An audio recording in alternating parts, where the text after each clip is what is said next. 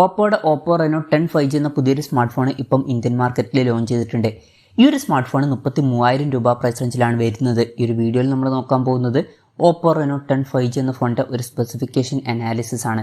നമ്മൾ ആദ്യം എടുത്തു പറയേണ്ട ഫീച്ചേഴ്സിനെ പറ്റി പറയുകയാണെന്നുണ്ടെങ്കിൽ ഈ ഒരു ഫോണിൽ കർവ്ഡ് ആയിട്ടുള്ള ഡിസ്പ്ലേ കൊടുത്തിട്ടുണ്ട്. 33,000 രൂപ പ്രൈസ് റേഞ്ചിൽ അത് എടുത്തു പറയേണ്ട ഫീച്ചേഴ്സിൽ നമുക്ക് ഉൾപ്പെടുത്താവുന്നതാണ്. പിന്നെ വേണമെന്നുണ്ടെങ്കിൽ ക്യാമറ ഫീച്ചേഴ്സ് നമുക്ക് എടുത്തു പറയേണ്ട ഫീച്ചേഴ്സിൽ ഉൾപ്പെടുത്താവുന്നതാണ്. ഫോണിൻ്റെ പിന്നിൽ ട്രിപ്പിൾ ക്യാമറ സെറ്റപ്പ് കൊടുത്തിട്ടുണ്ട്. 64 മെഗാ പിക്സലിൻ്റെ f1.7 അപ്പേർച്ചറിൽ വരുന്ന മെയിൻ ക്യാമറ സെൻസറാണ് ഈ ഫോണിൽ വരുന്നത്. രണ്ടാമത് 8 മെഗാ പിക്സലിൻ്റെ f2.2 അപ്പേർച്ചറിൽ വരുന്ന അൾട്രാ വൈഡ് ആംഗിൾ ലെൻസ് വരുന്നുണ്ട്. ഇതിൻ്റെ ഫീൽഡ് ഓഫ് വ്യൂ വരുന്നത് 112 ഡിഗ്രിയാണ്. പിന്നെ മൂന്നാമത് 32 മെഗാ പിക്സലിൻ്റെ f2.0 അപ്പേർച്ചറിൽ വരുന്ന ഒരു ടെലിഫോട്ടോ ലെൻസും കൊടുത്തിട്ടുണ്ട്. പലപ്പോഴും ഈ ഒരു പ്രൈസ് റേഞ്ചിലൊന്നും നമുക്ക് ടെലിഫോട്ടോ ലെൻസ് കിട്ടാറില്ല, പക്ഷേ ഈ ഫോണിൽ വരുന്നുണ്ട്. അപ്പം അത് നല്ലൊരു കാര്യം തന്നെയാണ്. പിന്നെ ഫ്രണ്ടിൽ 32 മെഗാ പിക്സലിൻ്റെ f2.4 അപ്പേർച്ചറിൽ വരുന്ന സെൽഫി ക്യാമറ കൊടുത്തിട്ടുണ്ട്. ഇത് സോണി IMX 709 സെൻസറാണ്. നല്ലൊരു സെൻസറൊക്കെ തന്നെയാണ്. അപ്പം അത്യാവശ്യം നല്ലൊരു ഓൺ പേപ്പർ ക്യാമറ സ്പെസിഫിക്കേഷനൊക്കെ ഇതിൽ വരുന്നുണ്ട് എന്ന് പറയാവുന്നതാണ്. അപ്പം അതൊക്കെയാണ് എടുത്തു പറയേണ്ട ഫീച്ചേഴ്സിൽ പറയാനുള്ള കാര്യങ്ങൾ. ഇനി ഈ ഒരു പ്രൈസ് റേഞ്ചിൽ വലിയ തരക്കേടില്ല എന്ന് തോന്നിയിട്ടുള്ള ഫീച്ചേഴ്സിനെ പറ്റി പറയുകയാണെന്നുണ്ടെങ്കിൽ ഇപ്പം ബാറ്ററി നമുക്ക് ആ ഒരു സെക്ഷനിൽ ഉൾപ്പെടുത്താവുന്നതാണ്. 5000 mAh ബാറ്ററി ഇതിൽ കൊടുത്തിട്ടുണ്ട്. 67 വാട്ടിൻ്റെ ഫാസ്റ്റ് ചാർജ് സപ്പോർട്ട് ചെയ്യുന്നുണ്ട്. തരക്കേടില്ലാത്തൊരു ചാർജിങ് സ്പീഡാണ് ഈ ഒരു പ്രൈസ് റേഞ്ചിൽ. ടൈപ്പ് C ചാർജിംഗ് പോർട്ടും ഇതിൽ കൊടുത്തിട്ടുണ്ട്. അപ്പം അത്യാവശ്യം തരക്കേടില്ലാത്ത നല്ലൊരു ബാറ്ററി സെറ്റപ്പും ഇതിൽ വരുന്നുണ്ട്. ഇനി ബാക്കി ഡിസ്പ്ലേ ഫീച്ചേഴ്സ് നമുക്ക് തരക്കേടില്ലാത്ത ഫീച്ചേഴ്സിൻ്റെ ലിസ്റ്റിൽ ഉൾപ്പെടുത്താവുന്നതാണ്.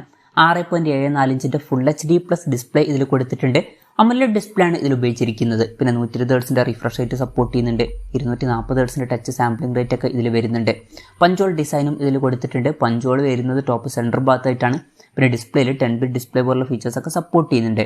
ഏകദേശം 93% സ്ക്രീൻ ടു ബോഡി റേഷ്യോ ഈ ഫോണിൽ വരുന്നുണ്ട്. ഫോണിൻ്റെ പീക്ക് ബ്രൈറ്റ്നസ് വരുന്നത് 950 nits ആണ്. ഫോണിൻ്റെ ഫ്രണ്ടിൽ ഡ്രാഗൺ ട്രെയിൽ സ്റ്റാർ 2ൻ്റെ പ്രൊട്ടക്ഷനും കാര്യങ്ങളൊക്കെ കൊടുത്തിട്ടുണ്ട്.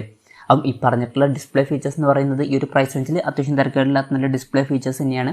അതുപോലെ തന്നെ ഇതിൻ്റെ കൂടെ എടുത്തു വരേണ്ട ഒരു കാര്യം കൂടി വരുന്നുണ്ട്. കർവ്ഡ് ആയിട്ടുള്ള ഡിസ്പ്ലേ ഇതിൽ കൊടുത്തിട്ടുണ്ട്.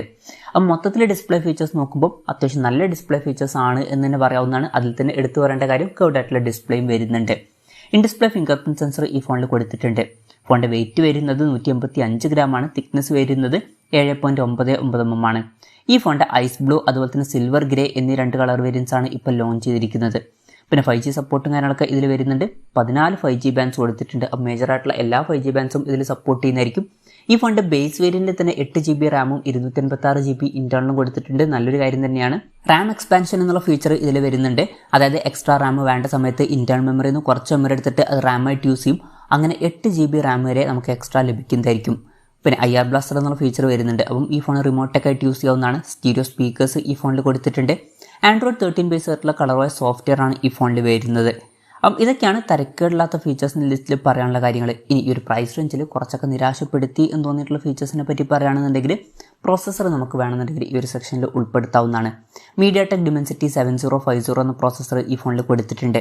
അപ്പോൾ 30,000 രൂപ പ്രൈസ് റേഞ്ചിൽ വരെയൊക്കെ ആണെന്നുണ്ടെങ്കിൽ ഈ ഒരു പ്രോസസ്സർ വലിയ തരക്കേടില്ലാത്തൊരു പ്രോസസ്സർ എന്ന ലിസ്റ്റിലൊക്കെ നമുക്ക് ഉൾപ്പെടുത്താവുന്നതാണ്. പക്ഷേ ഈ ഫോണ് 33,000 രൂപ പ്രൈസ് റേഞ്ചിലാണ് വരുന്നത്. ആ ഒരു പ്രൈസ് റേഞ്ചിൽ ഇത് അത്ര മികച്ചൊരു പ്രോസസ്സറാണ് എന്നൊന്നും പറയാൻ പറ്റില്ല. ഈ ഒരു പ്രൈസ് റേഞ്ചിൽ കുറച്ചും കൂടി ഒരു ബെറ്റർ ആയിട്ടുള്ള പ്രോസസ്സർ കൊടുക്കായിരുന്നു എന്നാണ് എനിക്ക് തോന്നിയിട്ടുള്ളത്.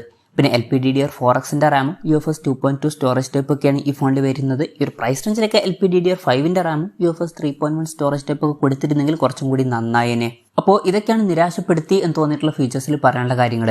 അപ്പം ഇതൊക്കെയാണ് ഫീച്ചേഴ്സ്. ഇനി വിലയുടെ കാര്യം നോക്കുകയാണെന്നുണ്ടെങ്കിൽ ഈ ഫോണിൻ്റെ ഇന്ത്യയിലെ വില വരുന്നത് 32,999 രൂപയാണ്. ബാങ്ക് ഓഫേഴ്സും കാര്യങ്ങളൊക്കെ ഉണ്ട്. HDFC, SBI, ആക്സിസ് ബാങ്ക് അതുപോലെ തന്നെ ICICIയുടെ ഒക്കെ കാർഡ് യൂസ് ചെയ്യണമെന്നുണ്ടെങ്കിൽ 3,000 രൂപയുടെ ഓഫും കാര്യങ്ങളൊക്കെ ലഭിക്കുന്നതായിരിക്കും. പ്രീ ഓർഡർ ഓൾറെഡി സ്റ്റാർട്ട് ചെയ്തിട്ടുണ്ട്. എന്തായാലും ഓവറോൾ നോക്കുകയാണെന്നുണ്ടെങ്കിൽ ഓപ്പോ റെനോ 10 5G എന്ന ഫോണിൽ ചില ഇൻട്രസ്റ്റിംഗ് ആയിട്ടുള്ള ഫീച്ചേഴ്സ് ഒക്കെ വരുന്നുണ്ട്. ഓൺ പേപ്പർ അത്യാവശ്യം നല്ലൊരു ക്യാമറ സ്പെസിഫിക്കേഷൻ കൊടുത്തിട്ടുണ്ട്. പിന്നെ ക്യാമറയിൽ കുറേ നല്ല ഫീച്ചേഴ്സും ഉണ്ടാകുന്നതായിരിക്കും. അതുപോലെ തന്നെ കർവ്ഡ് ആയിട്ടുള്ള ഡിസ്പ്ലേയും കൊടുത്തിട്ടുണ്ട്. പക്ഷേ പ്രോസസ്സർ ഈ ഒരു പ്രൈസ് റേഞ്ചിൽ അത്ര ബെസ്റ്റാണ് എന്ന് പറയാൻ പറ്റില്ല. എന്നാലും തരക്കേടില്ലാത്ത ബാറ്ററി സെറ്റപ്പും തരക്കേടില്ലാത്ത ഡിസ്പ്ലേ ഫീച്ചേഴ്സും ഇതിൽ വരുന്നുണ്ട്. അപ്പോൾ ഈ ഒരു പ്രൈസ് റേഞ്ചിൽ നിങ്ങളുടെ മെയിനായിട്ടുള്ള പ്രയോറിറ്റി പ്രോസസ്സർ, ഗെയിമിംഗ്, പെർഫോമൻസ് ഇതൊന്നും അല്ല എന്നുണ്ടെങ്കിൽ ഈ ഒരു പ്രൈസ് റേഞ്ചിൽ ഈ ഒരു ഫോൺ കൺസിഡർ ചെയ്യാവുന്നതാണ്. പ്രത്യേകിച്ച് ഓഫ്ലൈൻ മാർക്കറ്റിലുള്ള ഒരു ഫോണാണ് നിങ്ങൾ നോക്കുന്നത് എന്നുണ്ടെങ്കിൽ ഈ ഒരു പ്രൈസ് റേഞ്ചിൽ ഈ ഫോൺ തീർച്ചയായിട്ടും കൺസിഡർ ചെയ്യാവുന്നതാണ്. 33,000 രൂപ പ്രൈസ് റേഞ്ചിൽ ഓഫ്ലൈൻ മാർക്കറ്റ് മാത്രം വെച്ച് നോക്കുമ്പോൾ ഇതിൽ തിരക്കേടില്ലാത്ത നല്ല ഫീച്ചേഴ്സൊക്കെ വരുന്നുണ്ട് എന്ന് പറയാവുന്നതാണ്.